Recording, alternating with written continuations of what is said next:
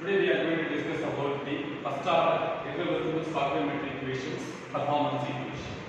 So, for example, the first order stoichiometry irreversible stoichiometry equation we can write that is A, which gives product. So, in this stoichiometry equation, the coefficient of the reactant A is 1. So, we can say the order of reaction is 1. And secondly, we can write the general form of the rate equation as minus RA is equal to K into CA power A. So this is the general form of the rate equation. This equation we can write in terms of minus dCA divided by dt is equal to K into CA power A. So let us assume that this is the equation number 1 and this one is the equation number 2. So in the equation number 1 and 2, we can see the concentration to the power is N. So where N is nothing but part of the reaction. For example, this given stoichiometry equation A which gives product and whose the coefficient of the reactant is 1 and the N is equal to 1. Hence, the equation is further reduced. The equation number 2 is further reduced to minus dCA by dt that is equal to K into C. Okay, so let us take it as the equation number 3. And moreover, the minus RA is nothing but the rate of reaction with respect to the reactant A. And the negative sign is indicating that in the equation number 1 is the reactant A in the stoichiometry equation is decreases with respect to time. So that they are indicating that in terms of negative sign. Right. Come to the equation number 3. The equation number 3 we can rearrange according to the variables. So the equation is in terms of minus dCA divided by CA is equal to K into D. This is equation number 4.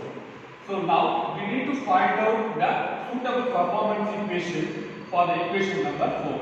So what we need to do is we need to integrate the equation number 4 with respect to time. So the integrating factor, integrating limits is with respect to t is equal to 0. So that CA is equal to CA naught and P is equal to T whereas CA is equal to CE. So substitute these limits in the equation number 4. So we can have that the equation number 4 in terms of integrating CA naught to CA and minus dCA divided by CA is equal to K is constant, you can take it out and it is a K constant with respect to the equation number 1. So you can take it out. So we have that 0 to T into dt is another thing. Okay. So now we need to integrate this equation and we have this minus ln of CA that is CA to CA naught that is equal to K into T 0 to T. So substitute the upper and lower limit in this equation and we have minus ln of CA minus of you can keep minus outside. So we have ln of CA naught and is equal to K into T minus 0.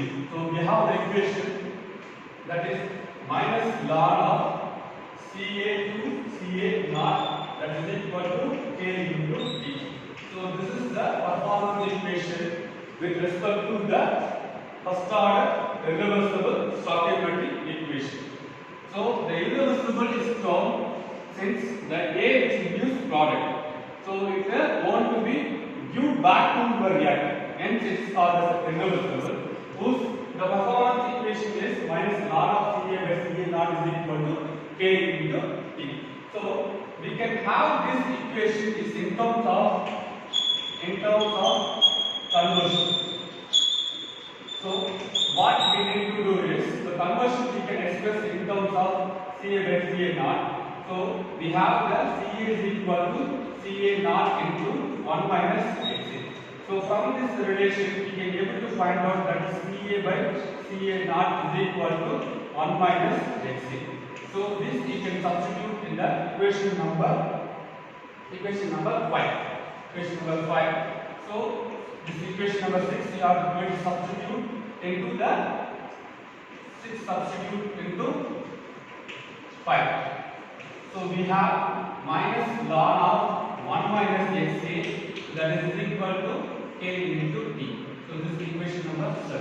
So the equation number 5 and 7 is the performance equation for the first order irreversible stoichiometry equation, that is A, which gives product, and whose rate equation is minus dca by dt is equal to k into ca. For the performance equation is equation number 5 and 7. So we can interpret the values of the rate constant and rate constant from this equation number 5 and 7. So how it is? So by plotting the graph between minus ln of ca divided by ca naught versus t, and it gives the straight line which passes through the origin, and slope is given by k. And from this we can able to find out the rate constant value. So this is equation number 5. You can plot the graph, and similarly you can plot the graph between, that is minus ln of 1 minus xa versus t, and same equation is used here, straight line which passes through the origin, and the slope is given by k. So using this relation also you can able to find out the rate constant, so that we have, if you have the values of the different values of the time versus your concentration, so that we can able to plot that in the first graph. And if you have the time versus the conversion of the reactor A into the product, so that we can able to plot the graph number 7. So using this way we can able to find out your rate constant for the first order irreversible stoichiometry equations. Thank you.